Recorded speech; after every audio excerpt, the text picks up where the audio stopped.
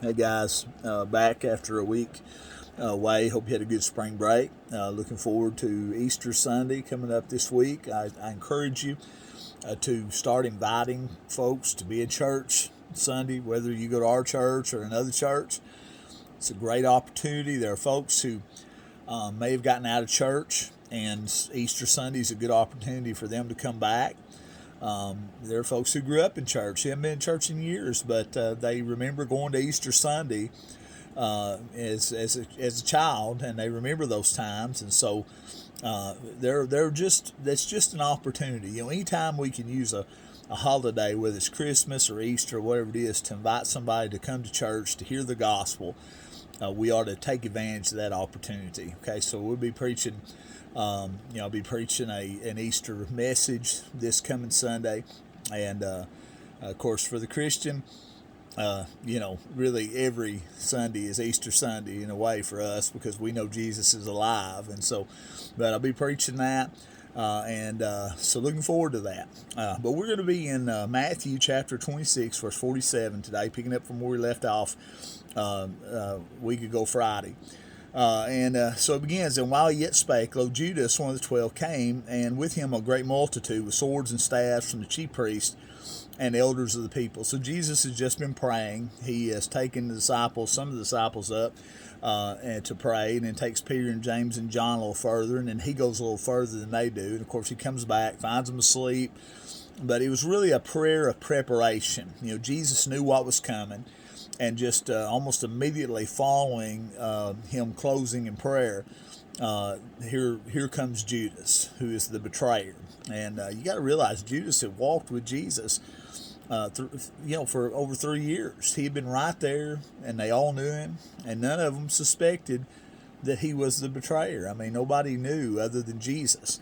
And so, but while he yet spake, speaking of Jesus, lo, Judas, one of the 12, came with him a great multitude with swords and staves from the chief priests and elders of the people. So Judas shows up with all this group of people, soldiers. And you think about Jesus as a king, but he didn't come to win the war by, taking up arms. That's not how. That's not why he came.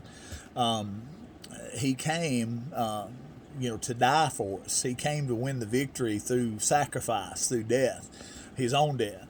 And so, the way Jesus does things is so opposite the way we tend to, in our flesh, want to do things. Even as Christians, a lot of times we want to respond to things in the flesh rather than by the Spirit. We tend to allow our flesh to rise up in us, or just a world system to rise up in us, and not listen to the Word, and not listen to the voice of the Spirit speaking to us. And so we've got to be careful, especially in times like these where there is so much conflict, that we don't respond in the flesh, but we are led of the Spirit, led of the Word of God.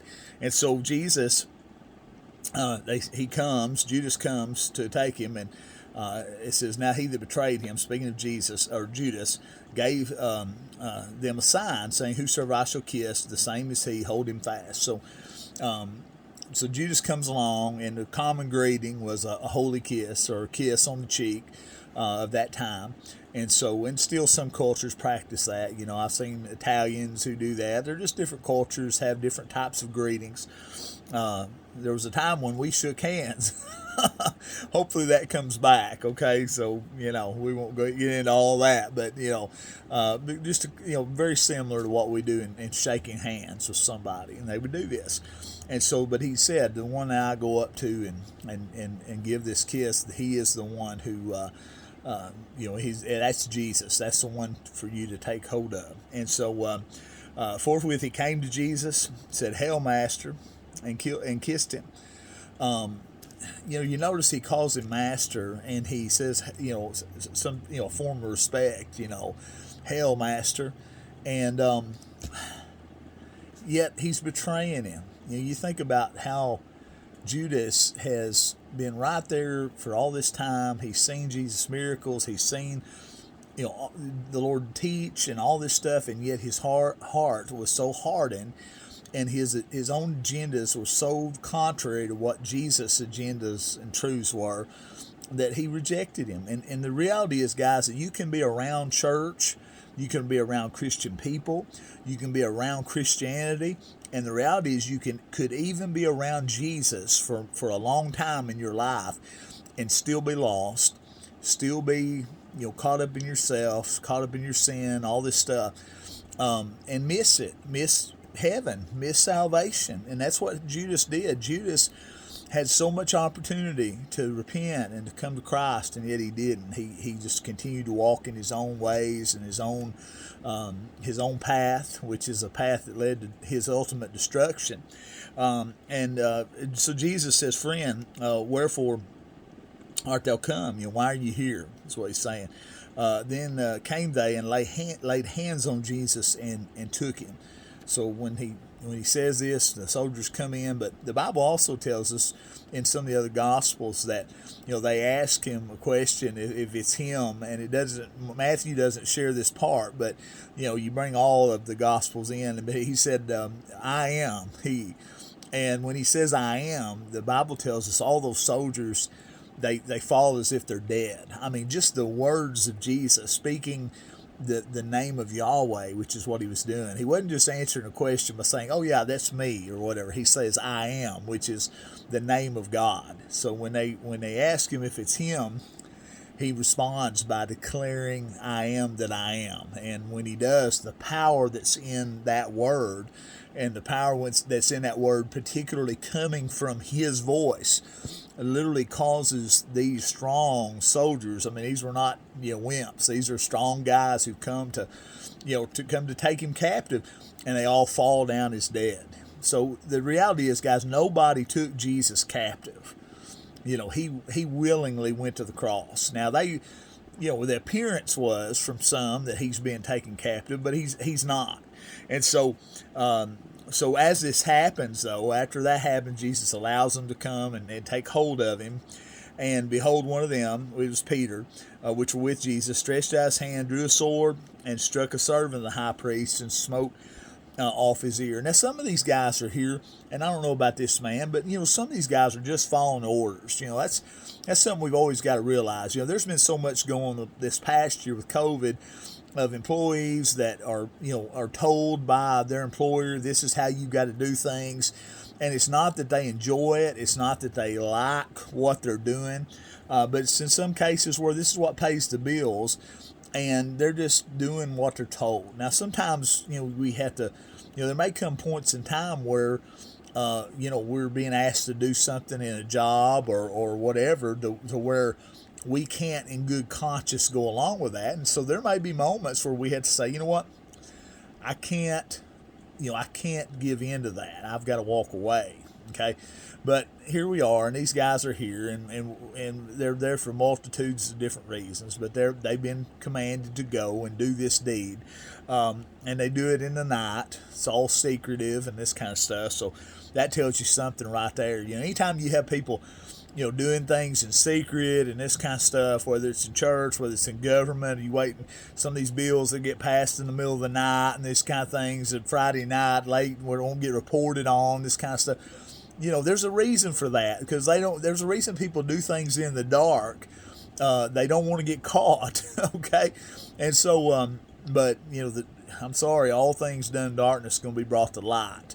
And so, so Jesus, so Peter sees this happen, and he's upset, and he had already told Jesus, we can't let you do this. And Jesus tells him, "Get behind me, Satan." And then Peter's told him, "Well, I'll go with you all the way to the cross." Well, Peter's trying to hold to that word, and we're going to fight these guys off. And so he pulls the sword out, cuts this dude's ear off, and Jesus tells him to put up again thy sword in this place. And look what he says, "For all they that take the sword shall perish with the sword." Okay. And so, we got to remember that in times like these, that we got to be careful about how we react to people, to how we react to situations and circumstances that take place around us. I know many people are right now ready to just take up arms and this kind of stuff, and that should be a last resort. Okay, and recognize that what you may face if you do that. And so. I'm all about the Second Amendment. I'm all about gun rights. I believe we should, be able to have the right to bear arms. But at the same time, that should be a last resort for anybody, and that should be in defense, in self-defense, in order to do that. So Jesus tells him, put it back, and for all that take the sword will perish with it. He says, thinkest thou, and I love this, that I cannot now pray to my Father, and he shall presently give me more than 12 legions. I mean, this is over 12,000. This is thousands of angels, okay, that would come. 12 legions of angels to come and deliver him. He said, look, all I got to do is pray and say the word, and angels, thousands of angels, legions of them will show up, and they'll take care of these guys, and they'll deliver me. He's saying to Peter, I'm willingly doing this, so don't, let it happen, Peter. And then Jesus heals the man, which is not, mentioned in this particular gospel, but we know that Jesus heals this man. Now think about how Jesus took a bad situation, and then this dude is tripping out. His ear's been removed, and those standing around him have seen this happen. And now Jesus, even as he's being, also let's think about the compassion of Christ, that even as he's being taken to the cross by these men, he shows compassion to this man and heals him. I mean, you think about your hearing and how important your hearing is, and what it would be to lose one of your ears, or to lose an eye, or to lose any part of your body. And so you think about what that would have been, and the horror. This man now has lost his ear, and yet Jesus reaches down and he places it back and heals the man right there. So Jesus is able to show compassion even as he's being taken to the cross. And whatever we're going through, whatever somebody's putting us through, we need to look to the example of Jesus and do our best to show compassion to those who would hurt us, who would intentionally hurt us. Okay, so sometimes like, well, if they didn't mean to, I can forgive them, but if they meant to do it, then, well, these guys are meaning to do. I mean, they're doing this willingly, purposely, whatever they're, whether it's by command or whatever. They're doing it. They know what they're doing here, and they're it's not by accident that they've come to capture Christ, and they know it's done secretly. These guys know that what they're doing is wrong, and yet Jesus shows compassion to this man who Peter attacks, and so Jesus just shows again and again the ultimate example of not returning evil with evil, but rather returning good to those that would do evil to us, to treat those who would hurt us and use us and abuse us, and yet turn around and bless them. And he just sets the ultimate example. And we see all throughout the next few days we lead up. I'm glad God kind of worked this out. He brings us right to Easter week for these passages. Now I really didn't think about that when I took last week off, but that's where we're at. So it's pretty cool. I feel like the Lord's leading us just kind of through this week of coming up to the cross and coming up to the burial and the resurrection, all this. So God's timing is incredible. And again, that wasn't intentional for me to take that week, and I just needed some time off and some time to spend with family and to kind of refocus a little bit. But here we are, and God orchestrates things in such a great way. So he says, but how then shall the scriptures be fulfilled? That thus it must be. Jesus knows that in order to fulfill the scripture and to carry out the will of his Father, he's got to go to the cross. So he's like, this has got to happen, guys. Wasn't it? He enjoyed it. He prayed, Lord, there's any other way, let it be another way. Let this cup pass from me.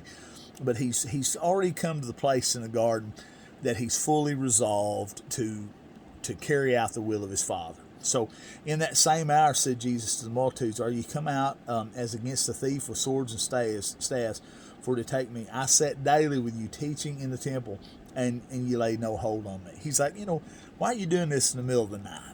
Again, why these people, they knew the crowds would rebel. They knew that they had to sneak around in order to do this. And I'm telling you something, guys, when you have to sneak around, or you have to try to capture somebody off guard, or catch somebody some way or another, and you're plotting to catch somebody, whether it's them saying something or doing something, and you're setting all this up, then I'm going to tell you something, you're in the wrong. I remember a few years ago having a group of people who were really kind of attacking myself, and I remember they wanted to have this big meeting, and I knew what it was going to be. It was just going to be a lot of attacks, and they wanted to do it on privately. And I'd already talked to several of them about what the issue was, and I said, "Listen, here's what we'll do. We'll just set up a meeting, invite everybody to come, and you guys can share, your concerns, and then I'll share what I believe about it, and we'll just all talk about it and get it out in the open." And so I just scheduled a meeting, and scheduled it during a normal church time, and said, "Hey, we're going to do this. You be here, and you present your case." Well, out of that group of folks, none of them showed up. None of them did, and the reason being is they they were trying to do something secretly, and they knew by doing it in front of the multitude, there would be people there. They couldn't just attack. There would be people there who would refute some of what they were trying to say, and would have other opinions that would be contrary to theirs, and they wouldn't be able to kind of come in as a bullying tactic, to do what they wanted to do. And so, you'll see people do those kind of things. So trying to catch somebody in something, or trying to, cause somebody to say something and mix their words up. And they did this to Jesus all the time. I mean, they were constantly asking him, questions to try to catch him off guard, or try to put him on the spot, try to get him to do something that would hurt his ministry. And that's the thing. These guys weren't interested in getting down to the truth. They just wanted to smear Jesus. And so Jesus said, "Look, you could have took me at any time." He said, "I was teaching in the temple, and you didn't lay hold on me." I thought about I've done some study really about the Branch Davidians in Waco a few years ago. Now, David Koresh apparently was a kind of a crazy guy. He had a lot of false teaching, false ideas, but the reality was, this group of people, they were out there. They were out there for the most part of their own free will, and they said that Koresh and some of his followers, they went into town all the time, and they could have come along, and the government could have come along and taken them just any time in the weeks prior to this showdown, that took place. And they didn't do that. They let them get to the place. Then they started a big conflict. They ended up setting the place on fire. There were children killed, women killed, Koresh and many of the men in there killed. And our government did this, okay?